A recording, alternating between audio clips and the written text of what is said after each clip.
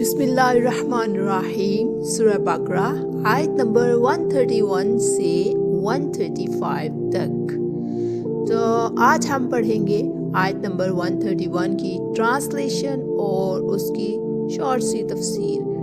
वइज़ क़ाल लहू रब्बुहु अस्लम क़ाल अस्लमतु लिरब्बिल आलमीन।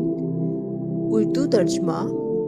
और जब इब्राहिम से उनके रब ने फरमाया कि फर्मा बरदार बन जाओ, तो उन्होंने कहा मैं तमाम जहानों के रब का फर्मा बरदार हो गया। तफसीर। इस आयत में हजरत इब्राहीम अलैहिस्सलाम की मुकम्मल अताअत और फर्मा बरदारी बयान की गई है। अल्लाह ताला ने जब उन्हें इस्लाम कबूल करने का हुक्म दिया तो उन्होंने कोई सवाल, शर्त या ताखीर नहीं की, बल्कि फौरन सर झुका दिया। इस्लाम का असल मतलब ही ये है कि इंसान अपनी मर्जी को अल्लाह की मर्जी के ताबे कर दे। हज़रत इब्राहीम अलैहिस्सलाम ने अपने अमल से साबित किया कि वो सिर्फ नाम के नहीं बल्कि दिल, जुबान और अमल से अल्लाह के फर्मा बरदार थे। ये आयत हमें सिखाती है कि सच्चा ईमान वो है जिसमें इंसान अल्लाह के हुक्म के आगे मुकम्मल झुक जाए। आयत नंबर 132। ववस्सा बिहा इब्राहीमा बनीही व याकूबु से लेके व अंतुम मुस्लिमून। उर्दू तर्जमा। और इब्राहीम अलैहिस्सलाम ने इसी दीन की वसीयत अपनी औलाद को की और याकूब अलैहिस्सलाम ने भी कि ऐ मेरे बेटो, अल्लाह ने तुम्हारे लिए यही दीन पसंद किया है, इसलिए तुम्हें सिर्फ इस्लाम की हालत में ही मरना चाहिए। ये आयत अंबिया की औलाद के बारे में फिक्र को जाहिर करती है।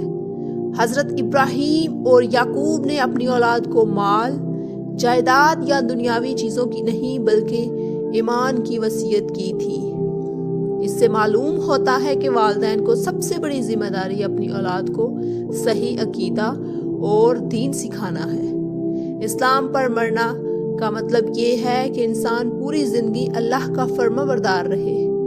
यह आयत हमें बताती है कि ईमान ही अल्लाह की नेमत है और इसे आखिर तक हमें महफूज रखना चाहिए।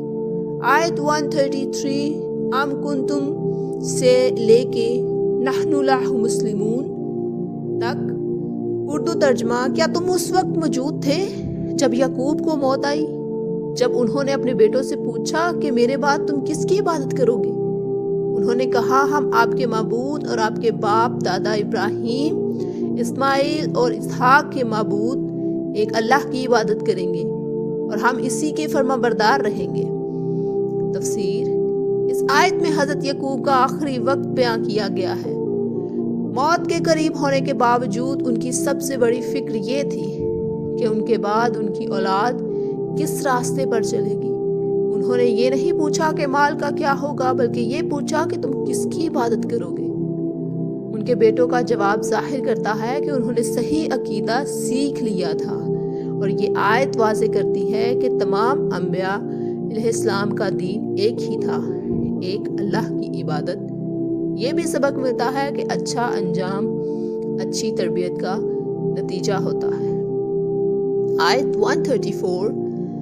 तिलका उम्मतुन क़द ख़ालत लहा मा कसबत व लकुम मा कसबतुम जारी है। उर्दू तर्जमा। वो एक उम्मत थी जो गुजर चुकी, उसके अमाल इसी के लिए थे और तुम्हारे अमाल तुम्हारे लिए हैं और तुमसे उनके अमाल के बारे में सवाल नहीं किया जाएगा। तफसीर। इस आयत में एक अहम असूल बताया गया है कि हर इंसान अपने अमल का खुद जिम्मेदार है। किसी नबी, बुजुर्ग या साले इंसान से निस्बत निजात की जमानत नहीं बन सकती।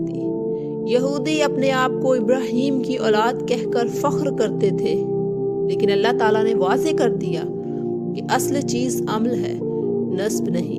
ہر انسان کو قیامت کے دن اپنے ہی اعمال کا جواب دہ ہونا ہوگا۔ یہ آیت ہمیں خود احتسابی کی تعلیم دیتی ہے۔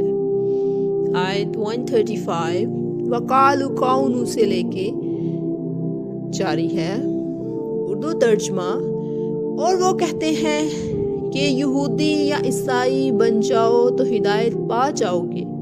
کہہ دو نہیں، بلکہ ہم ابراہیم کے خالص دین کی پیروی کرتے ہیں اور وہ مشرکوں میں سے نہیں تھے۔ تفسیر: یہ آیت یہودیوں اور عیسائیوں کے اس دعوے کا رد کرتی ہے کہ صرف انہی کا دین حق ہے۔ اللہ تعالیٰ نے نبی صلی اللہ علیہ وسلم کو حکم دیا کہ صاف طور پر اعلان کر دیں کہ اصل ہدایت حضرت ابراہیم علیہ السلام کے دین میں ہے۔ حضرت ابراہیم علیہ السلام نہ یہودی تھے نہ عیسائی، بلکہ وہ خالص توحید پر قائم تھے۔ حنیف کا مطلب ہے ہر قسم کے شرک سے ہٹ کر صرف اللہ کی طرف مائل ہونا۔ یہ آیت ہمیں بتاتی ہے کہ سچا دین وہ ہے جو شرک سے پاک اور اللہ کے لیے خالص ہو۔ آیت نمبر 135 مکمل ہوئی چاہتی ہے۔ قرآن ود رمشا سبسکرائب کریں۔